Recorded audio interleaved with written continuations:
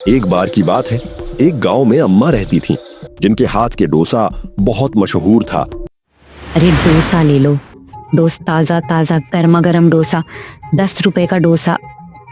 अरे अम्मा, आज आने में इतनी देर क्यों कर दी? आपको पता है मैं दोपहर में सिर्फ आपके हाथ का डोसा ही खाती हूँ। अब क्या बताऊं बेटा, उम्र हो गई है तो अब इतनी भगा दौड़ी नहीं हो पाती। रुक, तुझे एकदम ताजा डोसा बना के खिलाती हूँ। अम्मा गीता को डोसा देती है, पर गीता को डोसा में से कुछ अजीब सी बदबू आती है। अम्मा, आज डोसे में कुछ अजीब सी गंध है। कल तो इतना बढ़िया था। हाँ अम्मा, आज डोसा वैसा नहीं लग रहा। अरे बेटा, मैंने तो हमेशा की तरह ही बनाया है, क्या हो गया भला? भीड़ में फुसफुसाहट, कुछ लोग डोसा छोड़कर जाने लगते हैं। ये क्या हो गया? दादी तो हमेशा साफ सुथरा काम करती हैं।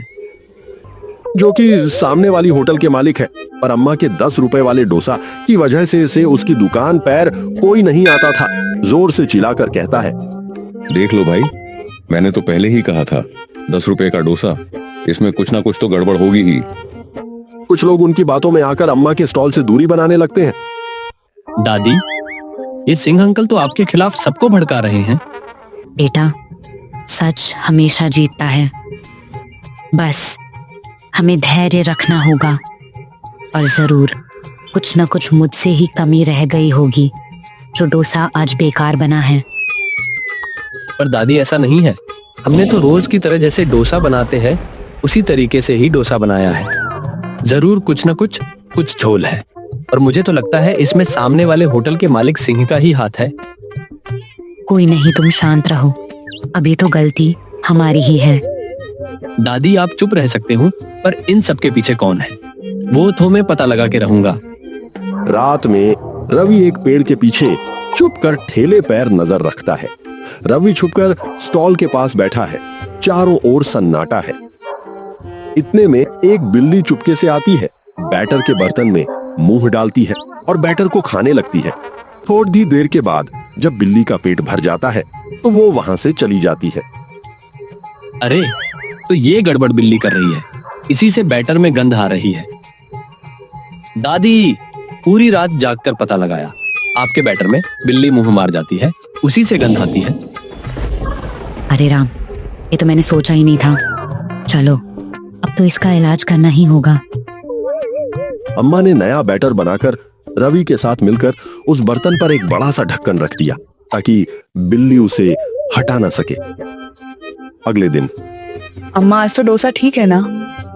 हाँ बेटा, आज तुम्हें कोई दिक्कत नहीं आएगी। एक बारी खा के बताओ कैसा बना है। गीता जैसे ही डोसा खाने लगती है तभी सांबर में से छिपकली निकल आती है और वो चीख देती है। अरे अरे अम्मा, आज तो मरी हुई छिपकली निकली है सांबर में से। तुम्हारी उम्र हो चुकी है अम्मा, अब तुम यह डोसा का काम बंद कर दो।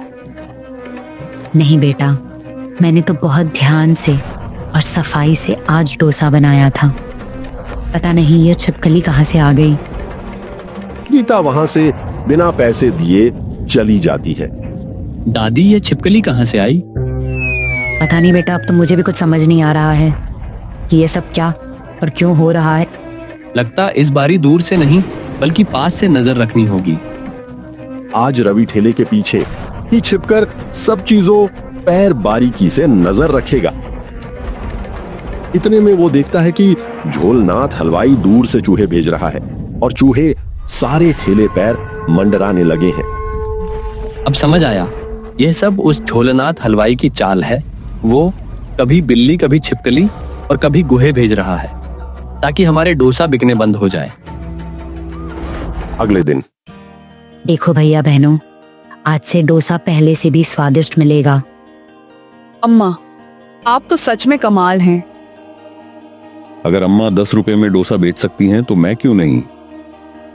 मिस्टर सिंह सस्ता घटिया बैटर बनाते हैं, ग्राहकों को सस्ता डोसा देते हैं। अरे सिंह जी, ये डोसा है या रबड़? स्वाद तो दूर, पेट भी खराब हो जाएगा। ग्राहक गुस्से में होटल छोड़ देते हैं। अम्मा के स्टॉल पर भीड़ लगी है, सब खुश हैं।